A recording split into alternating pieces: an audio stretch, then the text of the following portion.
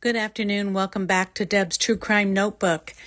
We have the testimonies from the family of Libby German today in the afternoon session of Richard Allen's trial. Let's get into it.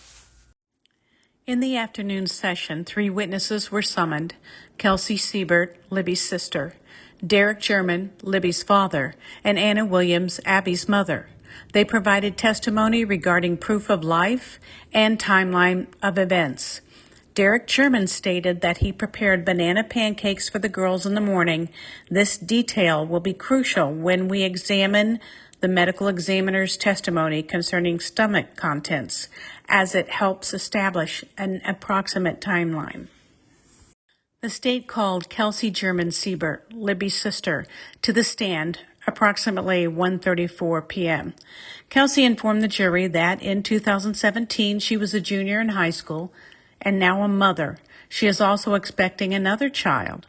She described her bond with Libby as more like my best friend than my sister. Kelsey shared that Libby had wanted her to accompany her to the trails, but she was unable to go, though she offered to drop them off if they had a way to get home.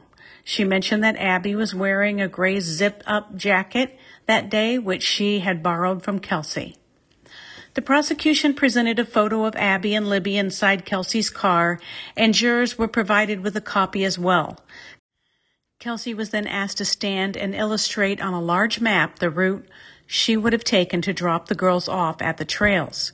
She confirmed that she dropped the girls off before heading to her boyfriend's house. Kelsey informed the jury that she received a call from Becky Patty, who reported that Libby was missing just after her boyfriend had left for work.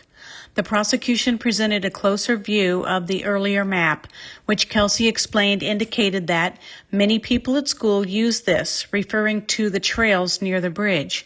When asked if she knew it was private property, Kelsey responded with a laugh, saying no. Kelsey shared with the jury that she mostly communicated with Libby through Snapchat. She described the bridge as being different from how it appeared in 2017, noting that it's no longer crossable and that other areas have been paved. The prosecution then played a video showing the trail as it is today. When asked if she would agree that the area has improved since 2017, she answered yes, a lot, and went on to detail several changes in the area for the jury. Kelsey testified that she was texting and calling Libby on the night of February 13th. She described to the jury how she felt emotional upon learning that the girls had been found, but she was unaware of their deaths. Defense attorney Andrew Baldwin inquired whether Libby was outspoken, to which Kelsey affirmed. When Baldwin asked if she would have run across the bridge, Kelsey responded, "That would be dangerous." The defense then presented Kelsey with a photo of Abby on the bridge taken by Libby and asked, "You don't see anyone behind Abby on the bridge in that photo, do you?" Kelsey replied no.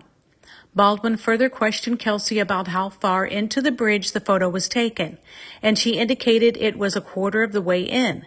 Kelsey also informed the jury that she had provided DNA to the police a few days prior, noting that it wasn't the first time she had been asked to do so. Libby's grandmother, Becky Patty, took the stand. She characterized Libby as very smart and noted her active participation in the math bowl, as well as her involvement in swimming, volleyball, softball, and soccer. Patty shared that Libby frequently had sleepovers with friends and vice versa. She informed the jury that Abby Williams had gone on spring break with her husband, and Libby. Patty revealed that Libby had just turned 14 the previous December 2016, and that her sister Kelsey's driver's license facilitated Libby's activities.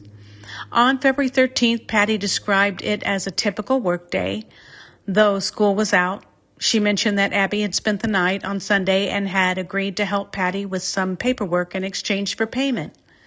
With emotion in her voice, Patty recounted how Libby and Abby had requested to go to the trails, sharing that the last words Abby said to her were, "Grandma, I will be okay."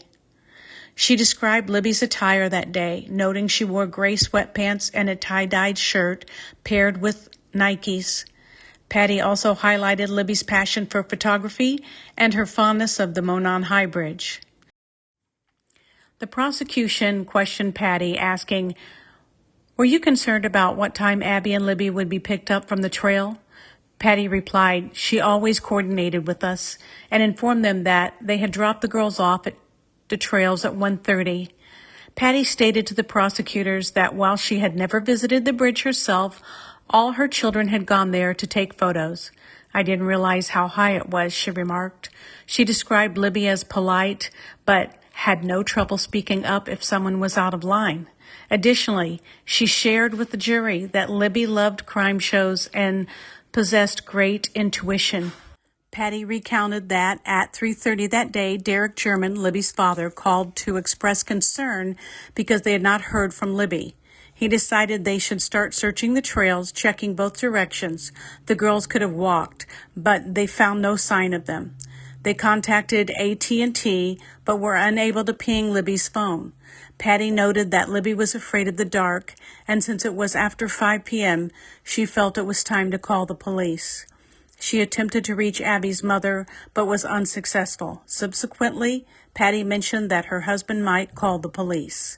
Patty then shared with the jury that the search resumed the following morning when a friend approached her saying they had found them. They found them.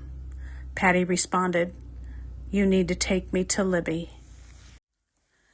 The defense questioned Patty, asking, "Did you give your DNA to the police 2 days ago?" Patty replied, "Yes, on one occasion." The prosecution then inquired, "Are you aware if Libby had ever been exposed to handguns?" Patty answered, "I'm not sure. My husband has a few guns for hunting.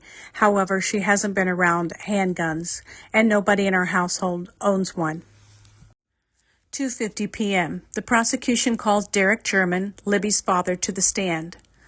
"I did a lot of running for Libby," Derek shared. "She always forgot something." "What did you run for?" Prosecuting attorney Stacy Diener asked. "Swimsuits, food, before games," Derek recalled. He mentioned picking up Abby on Sunday for a sleepover and making them banana pancakes for breakfast the morning before they went missing. At 3:25 p.m., defense attorney Andrew Baldwin starts his cross-examination of Derek German, Libby's father. Derek reported that he saw Dave McCain around 3:25 p.m. near the High Bridge and noticed a couple taking pictures. "Did McCain mention hearing any screams?" Baldwin inquired. "No," Derek replied. Derek described seeing lights along the service road, stating they brought a fire truck down there. Derek noted there were many people and numerous flashlights present. "You can't pinpoint where every flashlight was, but you saw many of them?" Baldwin asked. "Yes," Derek confirmed.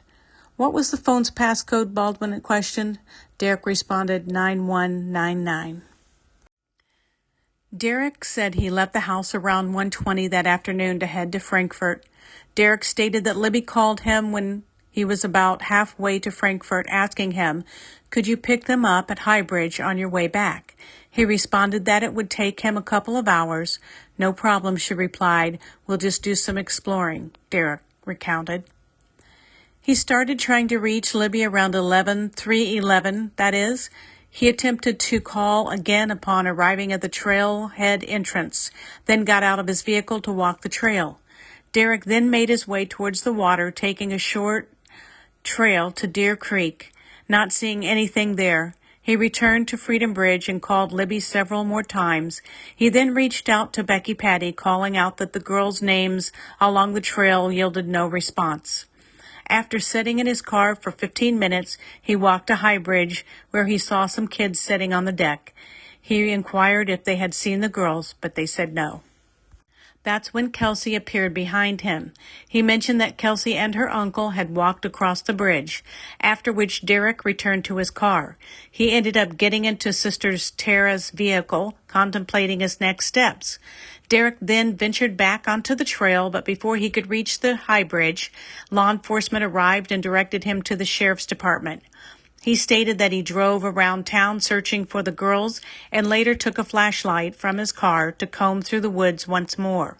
When prosecutors asked him to pinpoint the area he searched on a map, Derek explained that he left the trail at the High Bridge but avoided the steep descent by the water. It was completely dark, Derek remarked. Just woods. He explained that he was searching the north side of the trail, but could see the flashlights of the others searching on the south side. The following day, he joined 10 individuals who parked at the old CPS building before heading to the trail. He mentioned that his aunt was part of one of the search groups and had ventured down into the ravine. "How did you find out the girls were discovered?" Diener inquired. Derek replied that his aunt came rushing off the trail screaming. He recalled hearing whispers around him. "I saw the coroner pass by and noticed 12 police cars drive past," Derek remembered. "So I went to find Kelsey." Diener noted that the area was challenging to navigate. "It was tough," Derek agreed. "You don't recall seeing any searching on the north side Monday night?" Diener asked. "I don't remember seeing anyone there," Derek replied. There is more to come from the family's testimonies. We'll be back. Take a break, spend some time with your family, and say a prayer for Libby and Abby's family. We'll see you next time on Deb's True Crime Notebook.